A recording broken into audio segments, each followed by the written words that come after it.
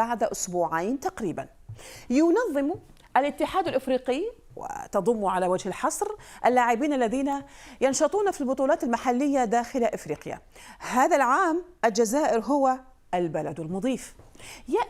يأتي الحدث الكروي هذا في الوقت الذي تشهد فيه العلاقات الجزائرية المغربية توترا كبيرا ينعكس على المحافل الرياضية من آن لآخر. ولا بد أن لا ننسى أن المجال الجوي الجزائري مغلق للطيران المغربي أو أمام الطيران المغربي منذ أكثر من عام. طبعا المنتخب المغربي من بين المنتخبات 18 المشاركة في بطولة اللاعبين المحليين، ومنذ يومين هددت الجامعة الملكية المغربية لكرة القدم بالانسحاب من البطولة إذا لم تقبل السلطات الجزائرية بشروطها للمشاركة. الشروط تلك تتعلق طبعا بسفر المنتخب المغربي إلى الجزائر. فوزي لقجع وهو رئيس الاتحاد المغربي لكرة القدم صرح في اجتماع المجلس التنفيذي بأنه بعث رسالة للاتحاد الإفريقي بشأن ماذا؟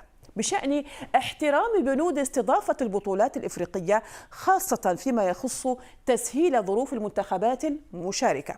وطالب لقجع بضرورة سفر المنتخب المغربي مباشرة من المغرب إلى الجزائر، واشترط السفر إلى قسنطينة عبر رحلة مباشرة انطلاقا من الرباط وبواسطة طائرة الخطوط الملكية المغربية الناقل الرسمي للمنتخبات الوطنية. وأيضا شدد فوزي لقجع وهو رئيس الجامعة الملكية المغربية لكرة القدم، قال إنه في حال رفض ذلك فقد قرر المكتب المديري بالإجماع عدم المشاركة في هذه البطولة. لم تعلق الجزائر مشاهدينا على هذه التصريحات، لكن عندما سئل رشيد أوكالي وهو رئيس اللجنة المنظمة لكأس الأمم الإفريقية للمحليين طبعا، شدد على أن الوفود المشاركة هي مسؤولة عن نقل منتخباتها إلى الجزائر، وأن الكثير من الفرق لن تصل عبر خط جوي مباشر. التنظيم هي معنية بالتنظيم على المستوى الوطني. الوفود اوني دون نو زوبليغاسيون، حنا مجبرين باش ناسيريو لو ترونسبور على المستوى الوطني، معناه تنقل اي فريق من مدينه لاخرى.